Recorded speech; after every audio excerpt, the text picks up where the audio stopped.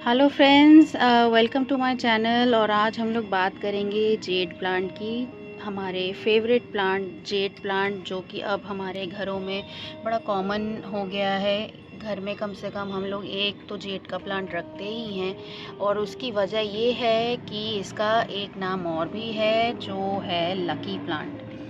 तो जेड की प्लांट की केयर के बारे में आज हम लोग बात करेंगे। मॉनसून में हमें इसे कैसे केयर देनी चाहिए, इस तरह इस प्लांट को कैसे हम देखभाल करें ताकि ये हमारे साथ हमेशा बना रहे।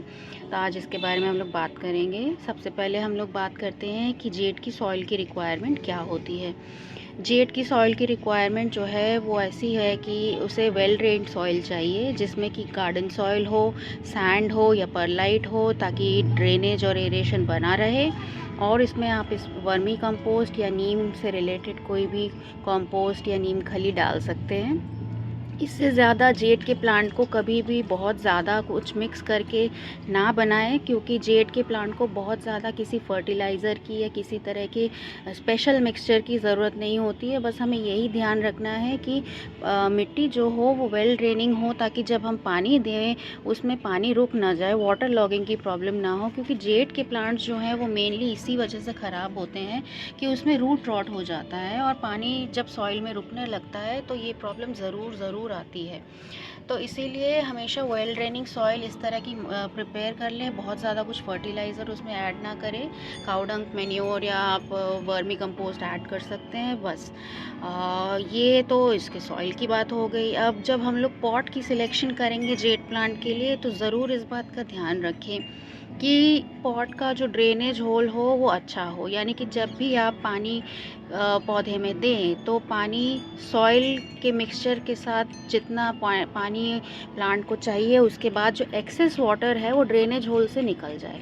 क्योंकि अगर ड्रेनेज होल ब्लॉक्ड होगा, छोटा होगा, या किसी भी तरह का ऐसा आप अगर पॉट ले लेंगे जहाँ पर पानी किसी तरह से उसमें से ड्रेन नहीं हो रहा है, एक्सेस पानी जो है, तो फिर भी रूट रॉट की प्रॉब्लम ज़रूर आएगी।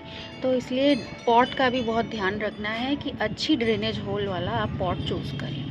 अब बात कर लेते हैं वाटरिंग की। जेड क्योंकि एक सक्यूलेंट वैरायटी का प्लांट है, ये अपने लीव्स में जो है पानी को स्टोर करता है, इसलिए जेड को बहुत ज़्यादा वाटरिंग की ज़रूरत नहीं पड़ती है। लेकिन इसका मतलब ये नहीं है कि हम लोग वाटरिंग करना ही भूल जाएं। जेड की वाटरिंग हमें तभी करनी चाहिए जब इसकी टॉप सॉइल ड्राई हो जाती है, तब हमें इसमें वाटरिंग करनी चाहिए। और जब भी आप वाटरिंग करें तो अच्छी तरह से पानी दे दें पॉट को, क्योंकि रूट्स तक पानी पहुंचना चाहिए। कई बार ऐसा होता है कि हम ऊपर ऊपर पानी दे देते हैं और वो रूट्स तक नहीं पहुंच पाता है, तो उस तरह का नहीं करना है हमें। हमें अच्छी तरह से जब भी हम पानी देते हैं अच्छी तरह से उसको पानी दें, ड्रेन होल से पानी निकल जाए। उसके बाद नेक्स्ट पानी आप तभी दें जब इसकी टॉप सॉइल यानी कि 1 से 2 इंच की मिट्टी जो है वो सूख गई हो, वो ड्राई हो गई हो, उसके बाद ही आप रिपीट करें। बहुत ज़्यादा फ्रीक्वेंट वाटरिंग इसमें नहीं करनी है, क्योंकि जैसे कि मैंने बताया कि रूट रॉट की प्रॉब्लम बहुत कॉमन है जेड के प्लांट्स में। तो इसलिए हमें जो है जेड में कभी भी ओवर वाटरिंग नहीं करनी चाहिए।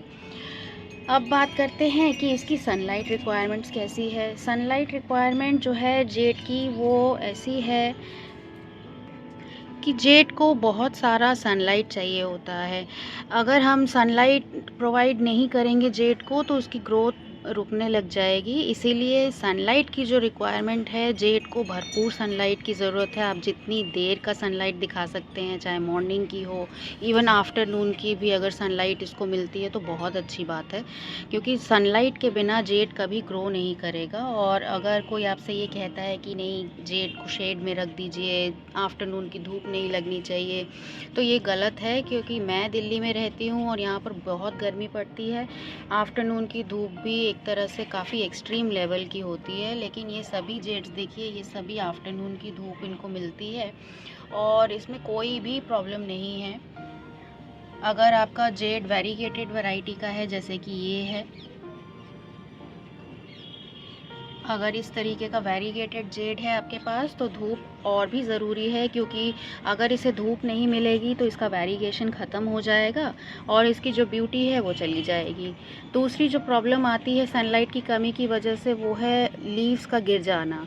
अगर आप शेड में जेड को रखते हैं तो इसकी लीव्स जो है वो गिर जाएंगी। धीरे धीरे कर कर आप देखेंगे कि पौधा जो है वो खाली खाली होने लगेगा, लेगी हो जाएगा और धीरे धीरे जेड की जितनी ग्रोथ है वो सब रुक जाएगी। तो इसलिए जब भी पौधा जेड का घर में लेकर आते हैं आप लोग ये ज़रूर इंश्योर करें कि आपके जिस भी लोकेशन में आप जेड को रखते हो उसे इनडायरेक्ट ब्राइट लाइट नहीं बल्कि डायरेक्ट सनलाइट की बहुत ज़रूरत होती है अच्छे से ग्रो करने के लिए। हाँ, अगर आप इसे इंडोर रखना चाहते हैं तो फिर आप 2 हफ्ता इसे धूप दिखाएं, 1 हफ्ता अंदर रखें, ऐसा आप कर सकते हैं। लेकिन कंप्लीटली इसको शेड में रखना या रूम में रखना जहाँ इसे सनलाइट नहीं मिलती हो, किसी खिड़की के पास जैसे आपने रखा है लेकिन वहाँ धूप नहीं आती है, तो फिर जेड का पौधा ख़राब होने के चांसेस बहुत बढ़ जाते हैं और वो ख़राब हो जाता है। तो इसीलिए जेड का पौधा बिल्कुल फुल सनलाइट में रखने वाला पौधा है। कभी भी इसको ऐसा नहीं करिएगा कि शेड में रख के आप भूल जाएं। ये इसकी सनलाइट की रिक्वायरमेंट हो गई। अब बात करते हैं कि जेड को जो है कैसे प्रोपगेट करना होता है। जेड को प्रोपगेट करना बहुत इजी है। जेड का प्रोपगेशन बहुत इजी होता है और आप साल के किसी भी वक्त में जेड को प्रोपगेट कर सकते हैं, स्पेशली स्प्रिंग में, समर्स में। ये अभी जो मानसून का टाइम चल रहा है ये तो बेस्ट होता है। प्रोपगेट कैसे करना है? प्रोपगेट करना बहुत आसान है। स्टेम कटिंग से ये बहुत इजीली प्रोपगेट हो जाता है। मैं दिखाती हूँ आपको। ये देखिए, जैसे ये हमारा पौधा है और इसकी ये स्टेम ग्रो हो गई है, जिसे आप कहीं से भी इसे आराम से कट करके जो है इसे आप सैंड में लगा दें। बेस्ट होता है कि आप सैंड में लगा दें और जब उसकी रूटिंग हो जाए, अच्छे से थोड़ा ग्रो हो जाए, फिर आप इसे किसी और पॉट में शिफ्ट कर सकते हैं। देखिए, ये वाला पौधा भी मैंने कटिंग से ही लगाया हुआ है। बड़ी इजीली ग्रो हो गया है। और ये भी देखिए, कोको कॉयर के पॉट में मैंने ये लगाया है। ये भी सब कटिंग्स ऑलमोस्ट लग गई हैं इसकी। ये जो मेरा आप बॉन्साई वाला एक ट्रे देख रहे हैं, ये भी सब कटिंग से लगा हुआ है। ये देखिए, अब मैं दिखाती हूँ ये कितना डेंस हो गया है अभी। ये इस तरह से सब कटिंग से लगा हुआ है। ये एक हैंडमेड सीमेंट पोल है जो मैंने बनाया था और इसमें मैंने इस मिनिएचर जेड जंगल को क्रिएट किया। तो इस तरह से जेड की कटिंग्स बड़ी आराम से लग जाती हैं। जब आप कटिंग लगाते हैं तो उसे 3-4 दिन शेड में रखें और उसके बाद फिर आप उसको धीरे धीरे धूप दिखाना शुरू करें। कटिंग्स में बहुत ज़्यादा आपको वाटरिंग नहीं करना है। एक बार थरली वाटरिंग करें और उसके बाद फिर उसमें आप जो वाटर लेवल है, मॉइस्चर है, उसको बस मेंटेन रखें। बहुत ज़्यादा उसमें वाटरिंग नहीं करना है। तो इस तरह से आप इसे प्रोपगेट भी कर सकते हैं। और दूसरा तरीका जो है वो है रूट डिवीज़न का, कि अगर आपका पौधा जो है, ये जो स्टेम एरिया है, यहाँ अगर इसमें से 2 पौधे आप निकाल पाते हैं या आपके पास है, तो आप उससे रूट से भी डिवाइड कर सकते हैं। इसमें भी आप देखेंगे कि ये कुछ कटिंग्स हैं जो मैंने लगाई थी और वो सब लग गई हैं। तो जेड को प्रोपगेट करना बहुत आसान है। बस इसे थोड़ा से केयर से आप बहुत सारे जेड के प्लांट्स बना सकते हैं। और उसके बाद अब नेक्स्ट जो हमारा टॉपिक होगा वो है फर्टिलाइज़र का। जेड को फर्टिलाइज़र बहुत ज़्यादा पसंद नहीं है। अगर आप शुरू में ही, जैसे मैंने आपको बताया कि सॉइल मिक्सचर अगर आपका अच्छा होगा, उसमें आप वेल ड्रेनिंग सॉइल में आप कोई भी कंपोस्ट ऐड कर देते हैं तो वही इनफ है। जनरली जेड को हम साल में 2 बार ही फर्टिलाइज़ करते हैं। वो भी अगर आप एक बार ही भी करते हैं तो भी जेड का प्लांट बहुत अच्छा करता रहता है।